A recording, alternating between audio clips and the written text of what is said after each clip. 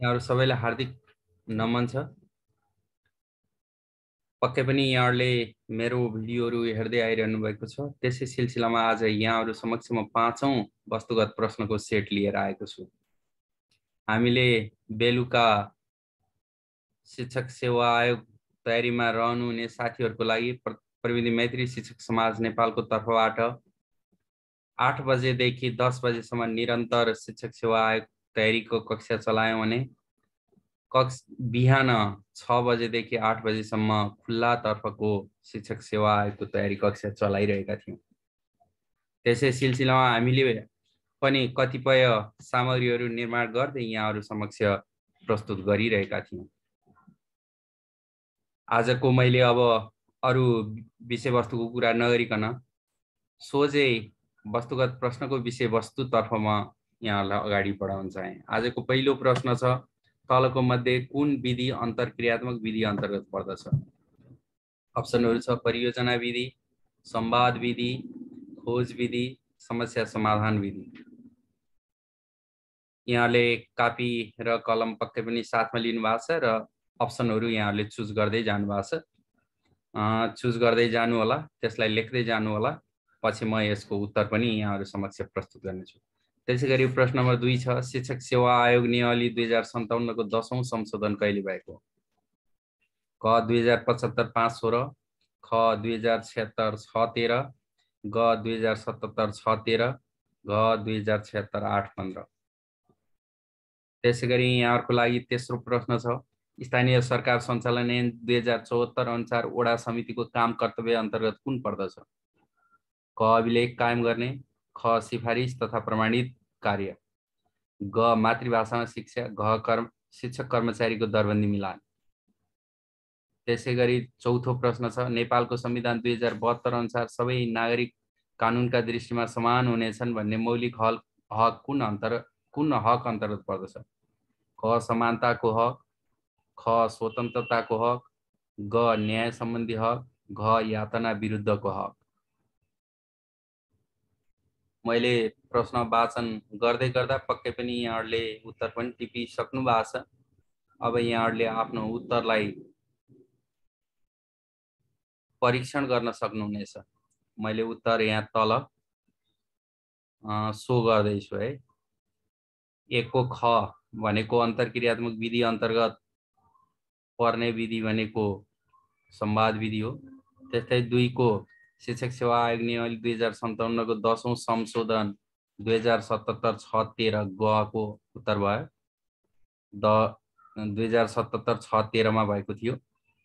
त्यस्तै प्रश्न नम्बर 3 थियो, स्थानीय सरकार सञ्चालन ऐन 2074 अनुसार वडा समितिको काम कर्तव्य अन्तर्गत पर्ने कुरा भनेको सिफारिस तथा प्रमाणित कार्य ख।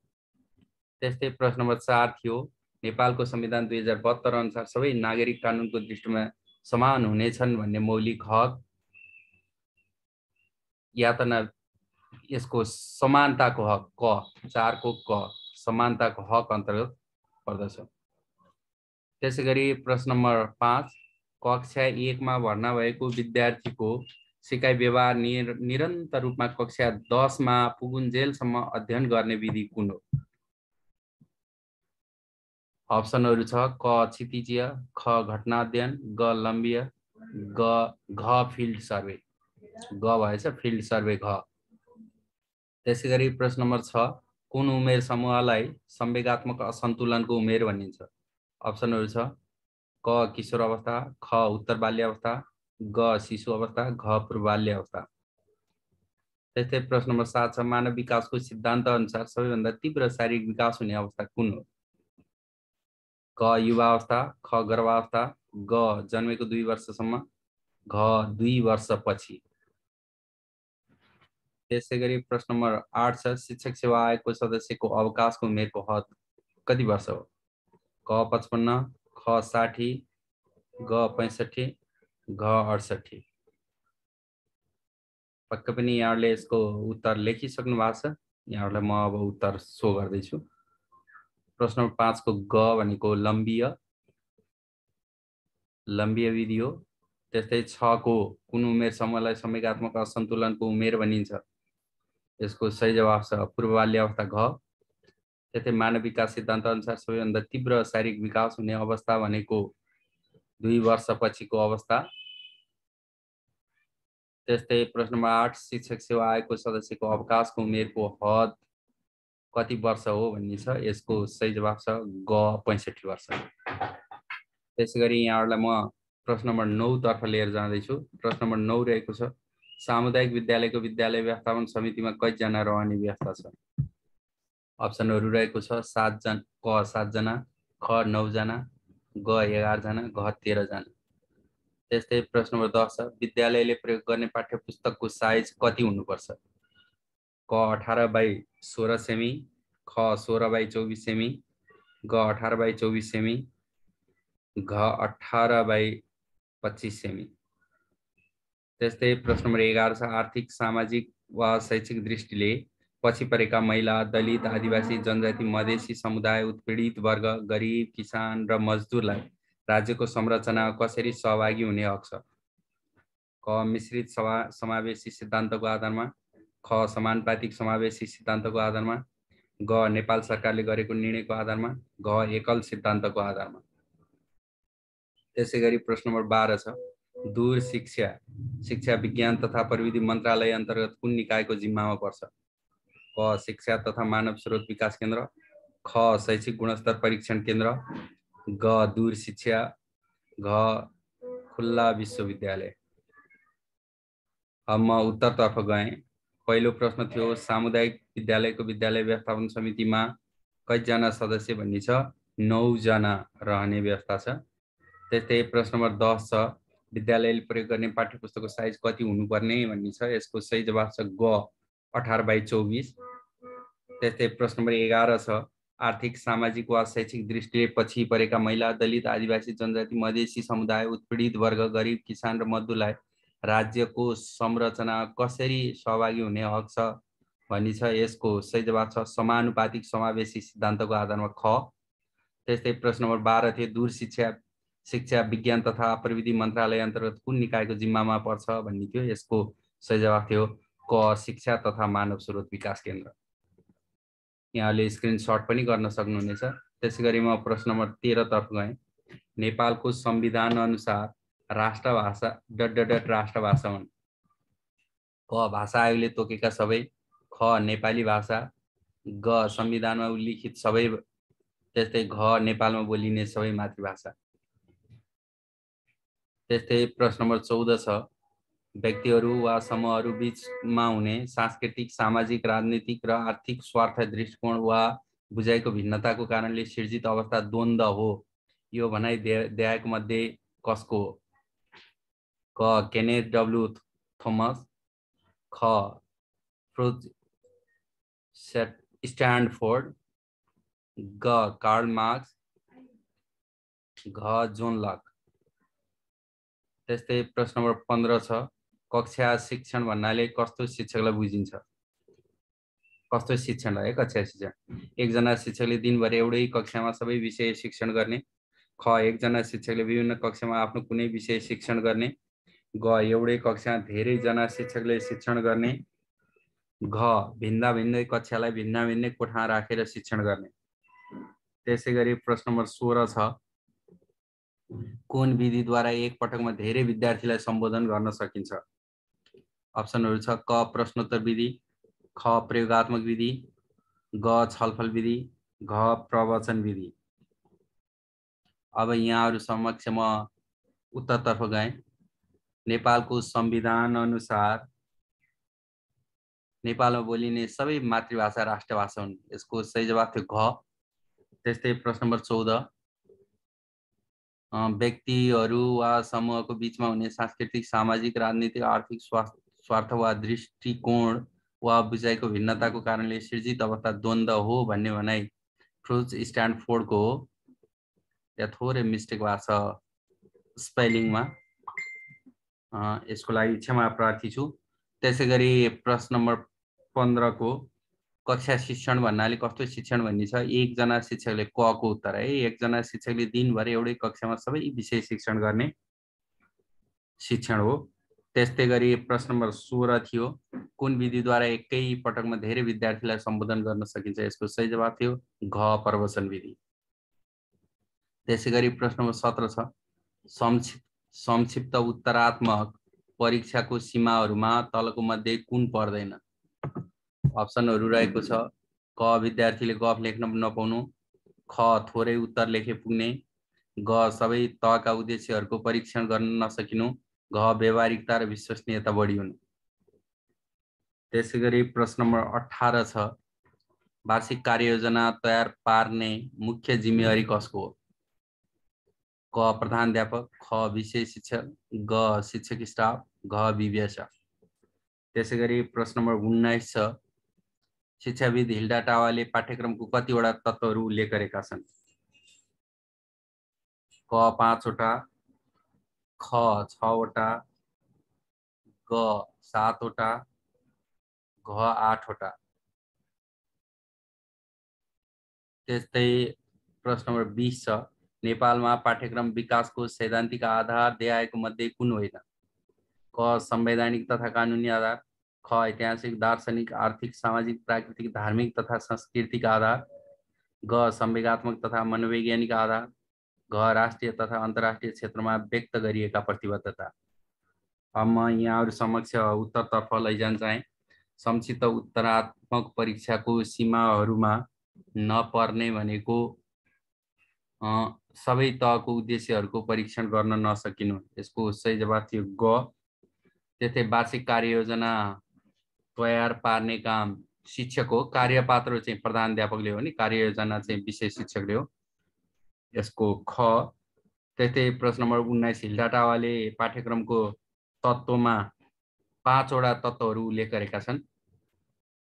त्यस्तै प्रश्न नम्बर 20 छ, नेपालमा पाठ्यक्रम विकासको सैद्धान्तिक आधार देखाएको मध्ये कुन होइन भन्ने छ। यसको सही अप्सन छ घ, राष्ट्रिय तथा अन्तर्राष्ट्रिय क्षेत्रमा व्यक्त गरिएका प्रतिबद्धताहरू। त्यस्तै यहाँहरु समक्ष म प्रश्न नम्बर 21 तिर गएँ। वेदरमेयरको सिकाइ सिद्धान्तलाई के भनिन्छ? क उत्पादनमूलक सोचाइ वा सिकाइ, ख संश्लेषणवादी सिकाइ, ग अन्तर्दृष्टि सिकाइ, घ अव्यक्त सिकाइ। त्यस्तै प्रश्न नम्बर 22 छ, शिक्षा भनेको पुस्तकीय ज्ञान हो भनेर परिभाषित गर्ने शिक्षाविद को हुन्? क जोन डिवे, ख टी रेमन्ड, ग एस मैकेन्जी, घ रुसो। त्यसै गरी प्रश्न नम्बर 23 छ, राष्ट्रिय एकता कायम गर्नु शिक्षाको कुन कार्य अन्तर्गत पर्छ? क राष्ट्रिय कार्य, ख सामाजिक कार्य, ग व्यक्तिगत कार्य, घ अन्तर्राष्ट्रिय कार्य।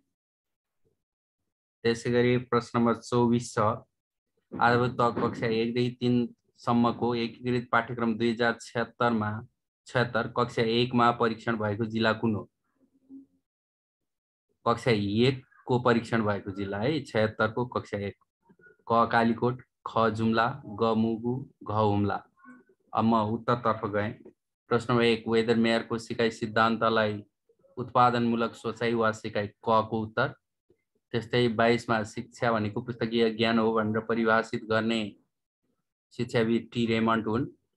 त्यस्तै प्रश्न नम्बर 23, राष्ट्रिय एकता कायम गर्नु शिक्षाको कुन कार्य अन्तर्गत पर्दछ भन्ने छ। यसको सही जवाफ हो क राष्ट्रिय कार्य। राष्ट्रिय एकता राष्ट्रिय कुरोसँग सम्बन्धित हो। त्यसै गरी प्रश्न नम्बर 24 छ, आधारभूत तह कक्षा 1 देखि 3 सम्मको एकीकृत पाठ्यक्रम 76 कक्षा 1 को परीक्षण भएको जिल्ला भनेको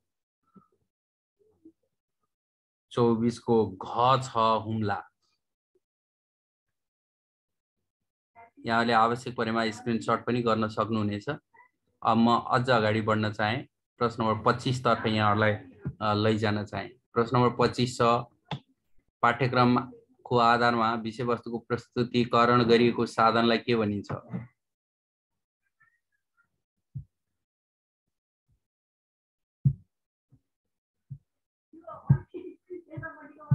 अप्सनहरू रहेको छ, क पाठ्यक्रम प्रारूप, ख शिक्षक निर्देशिका, ग पाठ्यपुस्तक, घ सन्दर्भ सामग्री। त्यसै गरी प्रश्न नम्बर 26 छ, प्रमाणीकरण तालिममा सहभागी भएको शिक्षकले 50 अङ्क वा सोभन्दा माथि प्राप्त गरेको छ भने त्यसलाई कुन श्रेणीमा राखिन्छ? क सफल, ख विशिष्टता सहितको प्रथम श्रेणी, ग प्रथम श्रेणी, घ द्वितीय श्रेणी। त्यसैगरी प्रश्न नम्बर 27 छ, राष्ट्रिय परीक्षा बोर्डको अध्यक्ष हुनको लागि शिक्षा तथा परीक्षा सम्बन्धी क्षेत्रमा कति वर्षको अनुभव प्राप्त गरेको हुनुपर्छ? क कम्तीमा 10 वर्ष, ख बढीमा 10 वर्ष, घ बढीमा 12 वर्ष, घ कम्तीमा 12 वर्ष। त्यसैगरी प्रश्न नम्बर 28 छ, शिक्षा नियमावली 2059 अनुसार राष्ट्रिय पाठ्यक्रम विकास तथा मूल्याङ्कन परिषदको मनोनित सदस्यहरूको पदावधि कति रहेको छ? क 4 वर्ष, ख 5 वर्ष, ग 2 वर्ष, घ 3 वर्ष। अब यहाँहरु समक्ष म उत्तरको बारेमा चर्चा गर्न चाहे। पाठ्यक्रमको आधारमा विषयवस्तुको प्रस्तुतिकरण गरिएको भनेको पाठ्य पुस्तक हो ग। त्यस्तै प्रमाणीकरण तालिममा सहभागी भएको शिक्षकले 50 अङ्क वा सोभन्दा माथि प्राप्त गरेको छ भने सफल भन्ने श्रेणीमा राखिन्छ, सफल भएको मानिन्छ। त्यस्तै प्रश्न नम्बर 27 थियो, राष्ट्रिय परीक्षा बोर्डको अध्यक्ष हुनको लागि शिक्षा तथा परीक्षा सम्बन्धी क्षेत्रमा कम्तीमा घको 12 वर्षको अनुभव, कम्तीमा 12 वर्षको अनुभव प्राप्त गरेको हुनुपर्छ। त्यस्तै प्रश्न नम्बर 28 थियो, शिक्षा नियमावली 59 अनुसार राष्ट्रिय पाठ्यक्रम विकास तथा मूल्याङ्कन परिषदको मनोनित सदस्यको पदावधि, यसको सही जवाफ छ 4 वर्ष रहेको छ। अप्सन क 4 वर्ष। त्यसैगरी यहाँहरुलाई म अब अरु बाँकी प्रश्नतर्फ लैजान चाहे। प्रश्न नम्बर 29, शिक्षा मनोविज्ञानले मानव व्यवहारलाई शैक्षिक परिस्थितिहरूमा अध्ययन गर्दछ। शिक्षा मनोविज्ञानले मानव व्यवहारलाई शैक्षिक परिस्थितिहरूमा अध्ययन गर्दछ। यो भनाइ कसको हो? अप्सनहरु रहेको छ क स्किनर, ख क्रो एन क्रो, ग जोन डिवे, घ टाइलर। त्यसैगरी प्रश्न नम्बर 30 छ, नेपालको वर्तमान संविधान अनुसार संघको अधिकार क्षेत्रमा नपर्ने कुन हो? क केन्द्रीय विश्वविद्यालय र विश्वविद्यालय मापदण्ड र नियमन, त्यस्तै ख केन्द्रीय स्तरका प्रज्ञा प्रतिष्ठान, ग शिक्षा खेलकुद र पत्रपत्रिका, घ केन्द्रीय पुस्तकालय। त्यसैगरी प्रश्न नम्बर 31 छ, सिकाइको अर्थलाई कुन भनाइले प्रतिनिधित्व गर्छ? क जन्मजात रूपमा हुने सिकाइ, ख व्यवहारमा देखिने क्षणिक परिवर्तन, ग व्यवहारमा देखिने स्थायी परिवर्तन, घ स्वाभाविक रूपमा हुने विकास। त्यसैगरी प्रश्न नम्बर 32 छ, मनोविज्ञानको अर्थ कुन हो? क मस्तिष्कको अध्ययन, ख आत्माको विज्ञान, ग व्यवहारिक विज्ञान, घ शरीरको विज्ञान। अब यहाँहरु समक्ष मैले उत्तरको विषयमा चर्चा गर्न गए। पहिलो प्रश्न 29, शिक्षा मनोविज्ञानले मानव व्यवहारलाई शैक्षिक परिस्थितिहरूमा अध्ययन गर्दछ। यो भनाइरहेको छ स्किनरको। त्यस्तै प्रश्न नम्बर 30 थियो क है 29 को क स्किनर। त्यस्तै प्रश्न नम्बर 30, नेपालको संविधान अनुसार संघको अधिकार क्षेत्रमा नपर्ने कुन हो भन्ने छ। यसको सही जवाफ छ ग को शिक्षा खेलकुद र पत्रपत्रिका। त्यस्तै प्रश्न नम्बर 31 थियो, सिकाइको अर्थलाई कुन भनाइले प्रतिनिधित्व गर्छ? यसको सही जवाफ छ ग व्यवहारमा देखिने स्थायी परिवर्तन। त्यस्तै प्रश्न नम्बर 32 छ, मनोविज्ञानको अर्थ कुन हो? यसको सही जवाफ छ ख आत्माको विज्ञान। अब म बाँकी प्रश्नतर्फ गएँ। प्रश्न नम्बर 33 छ, पूर्व बाल्य अवस्थाको उमेरलाई आमा बाबुले कस्तो उमेरको रूपमा लिन्छन्? आमा बुवाले है पूर्व बाल्य अवस्थाको उमेरलाई। अप्सनहरु छ क समस्याको उमेर, ख पूर्व बाल्य अवस्था पूर्व विद्यालयको उमेर, ग नकल गर्ने उमेर, घ पूर्व समूहको उमेर। त्यसैगरी प्रश्न नम्बर 34 छ, महिला शिक्षा परियोजना कसको सहयोगमा सञ्चालित परियोजना हो? अप्सनहरु रहेको छ क युनिसेफ, ख युएनडीपी, ग युएसएआईडी, त्यस्तै घ युनेस्को। त्यस्तै प्रश्न नम्बर 35 छ, नयाँ ज्ञान र प्रतिक्रियाको प्राप्ति नै सिकाइ हो भनी परिभाषा दिने व्यक्ति को हुन्? क हर्लक, ख प्याभलभ, ग क्रोनब्याच, घ वुडवर्थ। त्यसैगरी प्रश्न नम्बर 36 छ, सिकाइमा उत्प्रेरणा जगाउने तरिका तलक मध्ये कुन हो? क अभिरुचि, ख नतिजाबोध, ग आवश्यकता, घ माथिका सबै। प्रश्न नम्बर 33 थियो पूर्व बाल्य अवस्थाको उमेरलाई आमा बुवाले कस्तो उमेर भनेका छन् भन्ने थियो। समस्याको उमेर, आमा बुवाले समस्याको उमेरको रूपमा लिनुहुन्छ। त्यस्तै 34 महिला शिक्षा परियोजना कसको सहयोगमा भन्ने थियो। यसको सही जवाब छ क युनिसेफ। त्यस्तै प्रश्न नम्बर 35 छ नयाँ ज्ञान र प्रतिक्रियाको प्राप्ति नै सिकाइ हो भनी परिभाषा दिने व्यक्ति अप्सन घ वुडवर्थ हुन्। त्यस्तै प्रश्न नम्बर 36 सिकाइमा उत्प्रेरणा जगाउने तलको तरिकाहरू मध्ये कुन हो भन्ने छ। अभिरुचि, नतिजाबोध, आवश्यकता सबैले जनाउँछ, त्यसैले यसको सही जवाब हो घ माथिका सबै।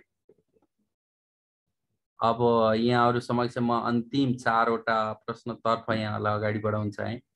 पहिलो छ 37 प्रश्न नम्बर 37 संवैधानिक परिषद कसको अध्यक्षतामा गठन हुने संवैधानिक व्यवस्था छ। अप्सनहरू रहेको छ क प्रधानमन्त्री, ख राष्ट्रपति, ग प्रधान न्यायाधीश, घ प्रतिनिधि सभाको सभामुख। त्यसै गरी प्रश्न नम्बर 38 छ प्रत्येक व्यक्ति र समुदायलाई आफ्नो भाषा प्रयोग गर्ने हक हुनेछ भन्ने प्रावधान संविधानको कुन मौलिक हकमा छ। अप्सनहरू छ क भाषाको हक, ख भाषा तथा संस्कृतिको हक, ग शिक्षाको हक, घ मातृभाषाको हक। त्यसै गरी प्रश्न नम्बर 39 छ नेपालको संविधानको धारा 306 अनुसार संवैधानिक निकाय कतिवटा तोकिएका छन्। क 11 वटा, ख 13 वटा, ग 15 वटा, घ 17 वटा। त्यस्तै अन्तिम प्रश्न छ 40 number education psychology is that branch of psychology which deals with teaching and learning. शिक्षण र सिकाइको बारेमा कुरा गर्ने मनोविज्ञानको शाखा शैक्षिक मनोविज्ञान हो, शिक्षा मनोविज्ञान हो। यो परिभाषा कसको हो? अप्सनहरू छ क हर्लक, ख पिल, ग स्किनर, घ क्रो एन्ड क्रो। यहाँलाई म अब उत्तरतर्फ लैजान चाहे। संवैधानिक परिषद प्रधानमन्त्रीको अध्यक्षतामा गठन हुने संवैधानिक प्रावधान छ। यसको सही जवाब छ क। त्यस्तै प्रश्न नम्बर 38 छ प्रत्येक व्यक्ति समुदायलाई आफ्नो भाषा प्रयोग गर्ने हक हुनेछ भन्ने कुरा प्रावधान संविधानको भाषा तथा संस्कृतिको हक ख, अप्सन ख भाषा तथा संस्कृतिको हक अन्तर्गत पर्दछ। त्यस्तै प्रश्न नम्बर 39 छ नेपालको संविधान को धारा 306 अनुसार संवैधानिक निकाय कतिवटा भन्ने छ। यसको सही जवाब छ ख 13 वटा संवैधानिक निकाय छन्। त्यस्तै 40 मा रहेको छ educational psychology is the branch of psychology which deals with teaching and learning. शिक्षण र सिकाइको बारेमा कुरा गर्ने मनोविज्ञानको शाखा शिक्षा मनोविज्ञान हो। यो भनाइ ग अप्सन ग स्किनरको रहेको छ। यहाँहरू मेरो भिडियोलाई हेरिदिनु भयो।